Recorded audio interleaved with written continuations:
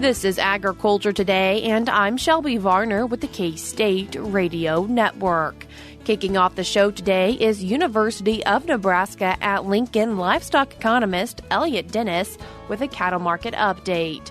He discusses the cattle on feed report, factors to consider when making decisions about feeder cattle, and a cattle insurance product. K-State Extension agronomist Lucas Haag continues today's show with a preview of the upcoming Cover Your Acres Winter Conference. An interview with K-State fisheries and aquatics extension specialist Joe Gerken about frozen pond safety concludes the show. Joe talks about ways to stay safe and what not to forget about for livestock. That and more is coming up ahead.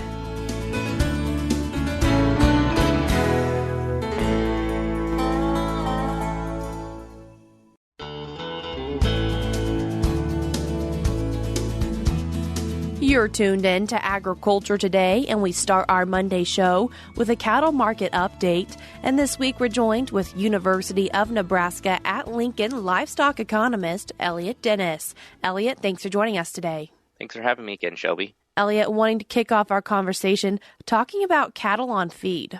Yeah, so the cattle on feed report came out, the December cattle on feed came out just before we kind of turned the new year. And I think it was right in line with industry averages, but kind of the thing that really highlighted it again was just the ongoing weakness in feedlot marketings. And that's been kind of a surprise when we kind of think about where we were at in comparison to the amount of cattle out there. We haven't seen this high of numbers in January since 2021. If you remember, COVID was happening during that time, and there's a lot of issues with disruptions on the processing plant. So a lot of cattle, almost near record numbers that we've ever had going into January. And there's been a lot of conversation of whether that's been due to, marketings or placements. And really, I think this one showed that there's just been a huge slowdown in marketings. And really what that's been showing us, if we look at some of the stuff that comes out of Kansas State, they have a focus on feedlot report. They gather basically closeout information from a select group of feed yards. And it is published on AgManager. I think that's just really telling about kind of why that's happening. And if we look at specifically for steers, really starting in June and July, we saw the average days on feeds normally start to decline from about 185 in that May-June to really bottoming at 165 in October. But actually what ended up happening is we kind of just maintained at 190. And so rather than seeing that kind of seasonal drop, the number of average days on feed for steers just stayed pretty much the same at 192. So what does that look like in December? Cattle were on feed for almost 3 weeks longer, almost a month longer than they normally are. So that has feedlot performance changes. So what we saw during that same time is very, lockstep as we have lower average daily gains and changes in feed conversion. Normally we'd start to bottom out about 6.1 feed to gain, but we actually went up to 6.4 pounds for feed to gain. So it really shows that dynamic that's changing. And not coincidentally, we see what was happening with feed. Feed was getting cheaper. And so if we think about the perspective of placing more expensive feeder cattle or just feeding the animals that we have longer with cheaper feed, that was really the decision that was happening. And we're continuing to see that today. And that's really had a lot of people comparing with where we're at in 2019, but there are some pretty significant differences in where we're at with beef demand.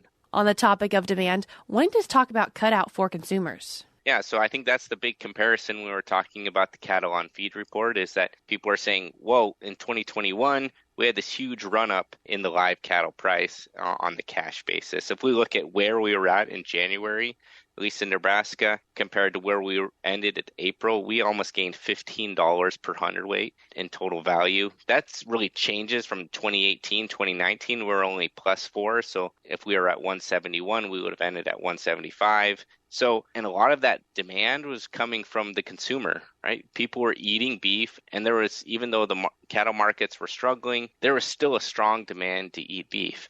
That narrative has really changed over the last 3 or 4 months. There has been a big softening in the demand, and I think we started to see it more recently this week in the cutout value. And so really in the last month or two, we've seen really weakening in a lot of the different segments of the cutout. We've seen really really new lows for the short plate, the flank, the 50s, grinds, and even the loin. But the reason why the cutout wasn't breaking a lot was because there was a lot of support from the rib and the chuck. Well, what's happened this past week? The rib has really started to degrade. And by little, I mean a lot. It's down almost $100 per hundredweight from $575 to $450. So it has really cratered. We haven't seen the rib this low since March or April of 2023. And so that's why that cutout has really eroded quite a bit. It really was being supported by the rib. When the rib faltered, all of it kind of came to light that there was a lot of exposure there. And so I think that's really pointing to that retailers and consumers have resisted record high prices, and that consumers are reaching a point where they're not willing to pay those prices. Now, we do have a lot of value, and people do eat, rib during Christmas, but with that kind of erosion and value, I think we're going to start to see some changes, specifically where we're at in the live cattle price, and we've seen that on the futures board this week. And as consumers are making decisions, producers are also needing to make decisions right now, and one of those revolves around feeder cattle. Yeah, so typically when we think about January, we have people who normally sell in November, right at weaning. Some people want to make the decision for a lot of reasons. I would say Nebraska, a lot of times it's a tax reason, where I want to take my income. I want to take it in 2023 or 2024. And so a lot of people will background and put on a bit more weight and sell at the end of January. One of the ways that we can see where that value is, if we should sell it in January, put on additional weight, maybe sell in that March, April, maybe we have corn stocks or we have some hay or are willing to supplemental feed, is to look at the value of gain. And that value of gain really tells us what's that marginal value of putting on an additional pound of weight. Now, the stocker industry is very familiar with the value of gain. It's essentially an arbitrage in the price to weight slide. But what we're seeing is that there's not a huge value out there if we look at the value of gain. In Nebraska, when we look at just like a typical Ogallala auction market, selling at the, retaining, a 575 pound and selling them at 650 or 700 pounds, there's only about $110 per hundredweight value of gain, which means essentially if we want to make money, we have to have a cost of gain less than 110. So pretty tight. Now, if we look at, pushing that into April, that value of gain goes up quite a bit to about 135, 140. So if we are going to make that decision, do the calculations, find out what that value of gain, what is the market pricing in, and then recognize that that's a projected price given current market conditions, and the way to lock that price in is through livestock risk protection. So factoring in that price risk management strategy. The other is if we're saying, no, I actually don't want, or I have feeding restrictions, I really do need to sell, I can think about retaining ownership into a feed yard, and that would be the custom exempt plant or going to a custom exempt yard. So when we're thinking about, finding a custom yard and what needs to go right for us to make profits, I just did some, if you know beefbasis.com, there's a free website out there. It provides a lot of great tools. If you haven't used it, I'd encourage you to use it. It provides just kind of, we can put in some assumptions where we're at, $4.50 corn, assuming we're going to make $175 on the live weight, and a whole other feeding assumptions. But even then, if you're to retain ownership, we're talking $50 to about $125 per head for retained ownership. And so if we're thinking about maybe I want to go into and feed a couple of head this winter, I think there's definitely opportunities there where maybe that value in the cash market is not maybe what you're wanting. Also, wanting to think about an insurance product that has recently been announced that some cattle producers might be able to use. Yeah, so this is the Weaned calf risk insurance product. This is a product that's recently been announced. It was announced back in fall of 2023. It has essentially, it protects weaned weight for producers in every county in Texas, Colorado, Nebraska, and South Dakota. So it is currently a pilot program in these 4 states, and it's only for spring-born calves. So calving has to begin between February 1st and has to end before July 31st. And calving has to be completed within a 60-day window. Now there's a whole bunch of ways that the product's priced. All that information comes out January 15th. You have till January 31st to make a decision. And so during that time, there will be essentially, you can cover yield of total pounds, you can capture revenue, and then there's a slight variation on revenue called revenue with harvest price exclusion. We go into all those details in a webinar that we recently conducted, the Center for Agricultural Profitability. That's at cap.unl.edu. It's for free. You can look at the PowerPoint, also view the recording. We go over how that product works in detail. And there will be a follow-up webinar sometime in January 16th or 17th, and we will actually review pricing strategies once all those price becomes available. So we encourage you to tune into that if you're interested, and if it's something to kind of keep on your radar. Have entered 2024 and are looking through the month. What are some reports that producers might want to watch? Yeah, January is an important month because there's a couple of reports that come out that really kind of set the stage for this really production year. First, next week on the 11th, we have the meat price spreads that is released by the Economic Research Service. That tells us how that value of the beef carcass is really being distributed along the supply chain. And then the following Friday, we have the Livestock, Dairy, and Poultry Outlook. That's USDA's ERS's kind of year in review of 2023, and also provides some projections going forward for this quarter. And then lastly, the big report that everyone's going to be watching out, besides the cattle on feed report, is going to be the cattle inventory report. And that comes out January 31st from USDA NASS. So that one's really going to tell us where's that calf crop, where's that cow, our beef cow number, and where is that heifers held back for retention. That will give us a good indication of what's our total feeder cattle supply, and really point to what's, if any, if herd is rebuilding into 2024. Elliott, I appreciate you taking the time to join us today and give us our cattle market update. Yep. Thanks again for having me, Shelby. That was University of Nebraska-Lincoln livestock economist Elliott Dennis. I will link the resources that he mentioned in today's show notes on agtoday.net. Stick around. We're cutting to a short break now, but we'll be back with more ahead.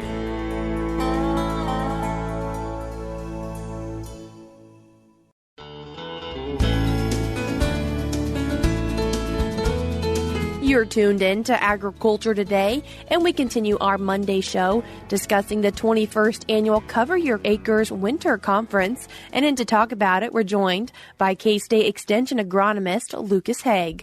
Lucas, thanks for joining us today. Thanks for having me, Shelby. Lucas, what is this Cover Your Acres Conference? Yeah, so really, as you mentioned, we're on our 21st year, and what this has really grown out of over the years is a desire to provide information for our local farmers and industry professionals that both has a local focus, here to the Central High Plains, and is very much research-driven, research-backed. And so that's really our goals, is to pull the best of not only the work that's going on at K-State, but also from our neighboring institutions and draw from experience in industry. But again, get those people together that are doing the research here in our systems and try and get that relevant work out to our farmers and other industry professionals. At this conference happening in the middle of the month, there are quite a few topics that are going to be covered. Yeah, so we've got 10 different topics, and it always there's always some of those hot things that we always try and hit. So, weed management is obviously a huge issue for us year in, year out.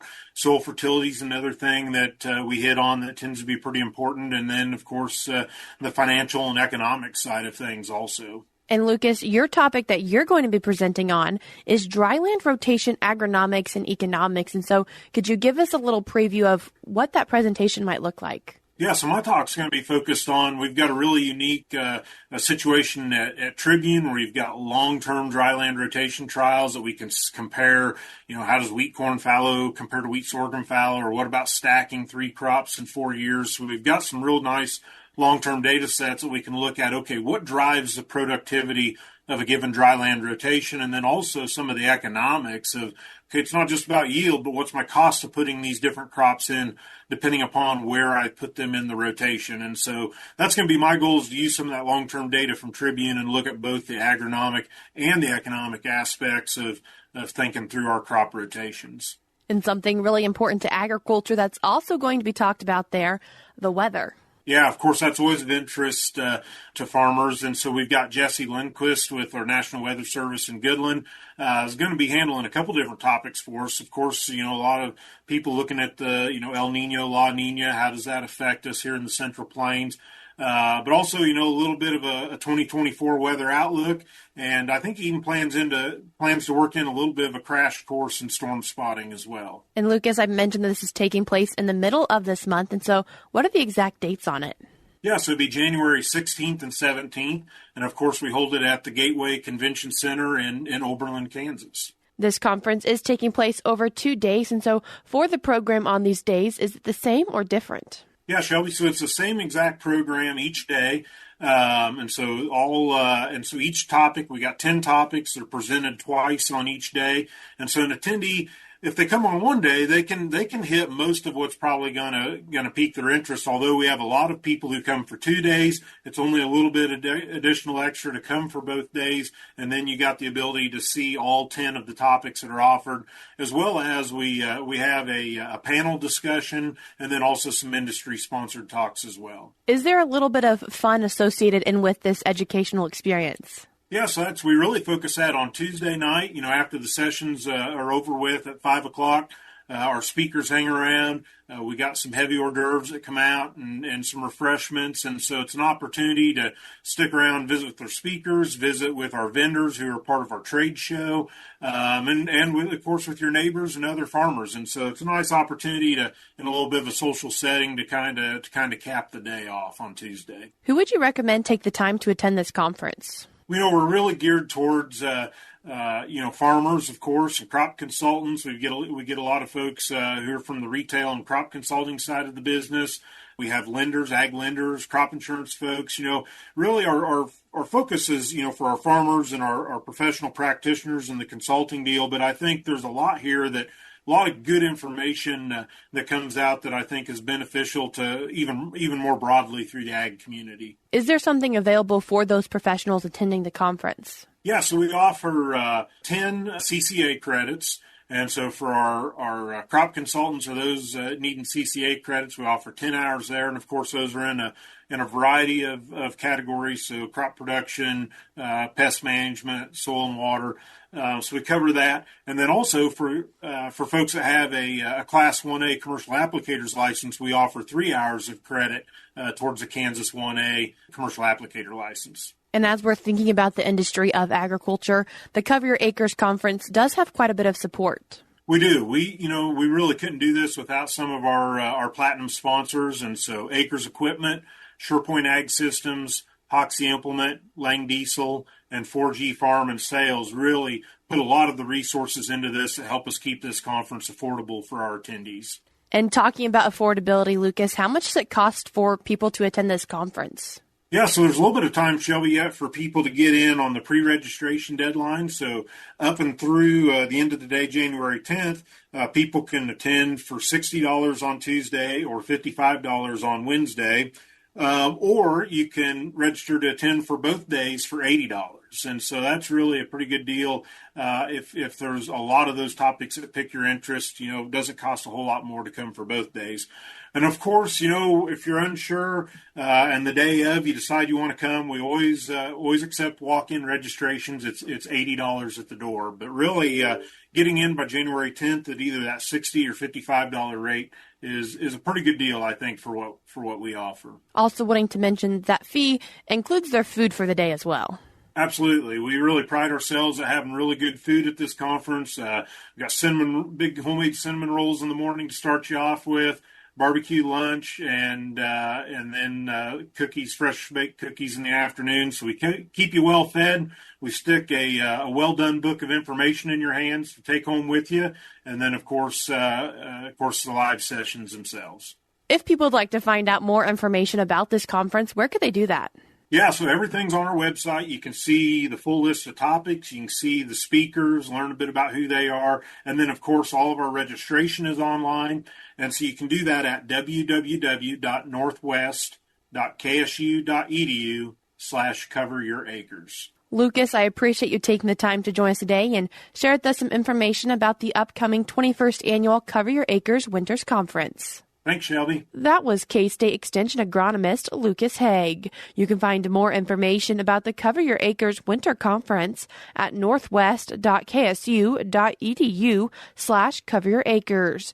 Early registration is $55 for the 16th and $60 for the 17th, and that early registration does end on the 10th. Before we cut to a break, we're now going to be joined by Amelia Schatz from Kansas Wheat. Kansas State University researchers have reported a breakthrough in developing wheat-based foods that contain lower amounts of gluten, a discovery that may lessen the adverse effects of those with celiac or other autoimmune diseases. Scientists from K-State's Wheat Genetics Resource Center and the USDA's Agricultural Research Service, in partnership with Kansas Wheat, successfully used a gene editing technique known as CRISPR-Cas9 to reduce the presence of two types of gluten-coding genes called gliadins that are known to be abundant in immunoreactive peptides. Gluten is a protein often found in wheat, barley, and rye. When people with celiac disease eat gluten, their body mounts an immune response that attacks the small intestine and the small finger-like projections known as villi that help the body absorb nutrients properly. According to the Celiac Disease Foundation, celiac disease affects 1 in 100 people worldwide, but only about 30% are properly diagnosed. We were very surprised that once we edited those genes, we reduced the immunotoxicity caused by gliadin genes in the wheat by 47-fold, said Edward Oknov, University Distinguished Professor in K-State's Department of Plant Pathology and Director of the Wheat Genetics Resource Center. Okanoff leads a group of scientists applying advanced methods of genomics, genetics, and genome editing to improve wheat. In this project, the editing of gluten genes was performed by postdoctoral researcher Zaitong Yu. Okanoff said gluten likely will never be completely removed from wheat since it is important for bread making. Gluten provides the texture, flavor, and moisture in such products as bread, noodles, and more. In our edited lines, we also found that while there was a reduction in toxicity due to lower levels of toxic gluten molecules, we did not have any reduction in the dough quality that is important for bread making, Okanoff said. That's extremely important. We achieved these two seemingly contradictory objectives, reducing toxicity but maintaining the ability to develop quality dough.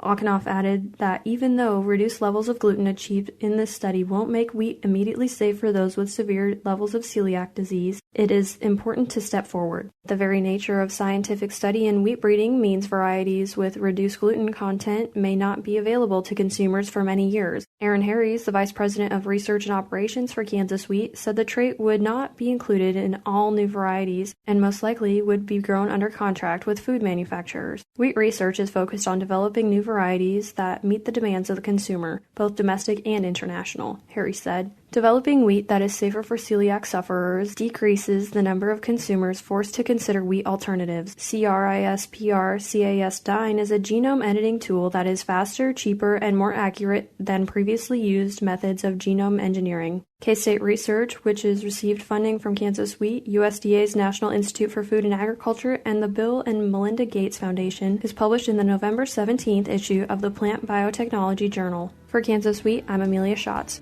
We're cutting to a short break now on Agriculture Today, but we'll be back with more.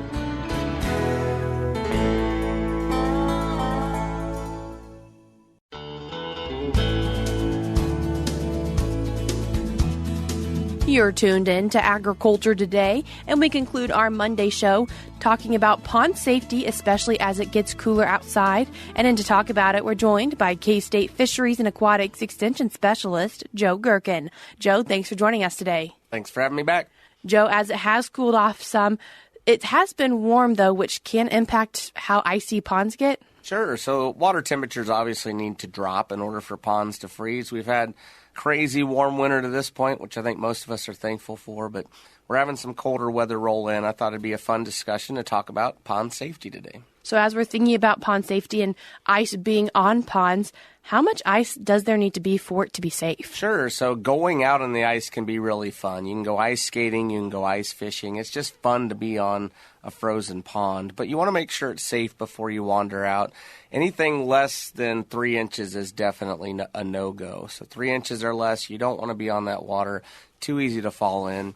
Once we get to about 4 inches, that's where it's safe to go walk out on that water. So 4 or 5 inches is where we're happy and it's safe If we want to drive like a small ATV or something a little bit heavier out there, then it probably needs to be 5 or 6 inches. We don't experience it much in Kansas, but up in the northern states, Minnesota, North Dakota, they like to drive their big pickup trucks out on the water. And you want to make sure you have 10 or 12 inches before you go crazy driving something out here. So around here, the rule of thumb, just remember 4 inches before you go out on that ice to make sure it's safe.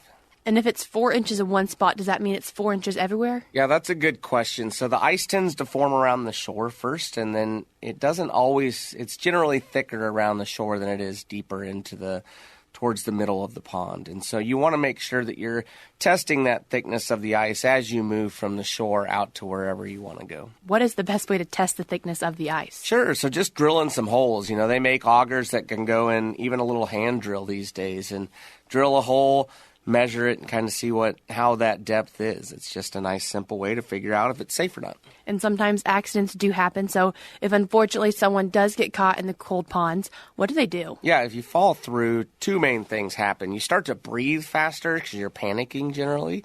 So that hyperventilation combined with the colder temperatures, you're going to have a state of hypothermia fairly quickly. So you want to make sure that you get yourself out.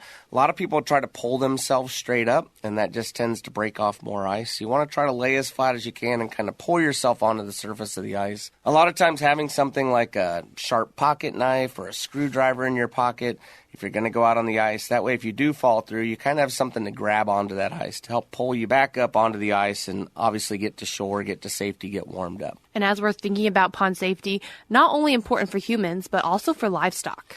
I think it's important to recognize that, ice is never 100% safe for humans, and that also applies to the livestock that we have out on these ponds.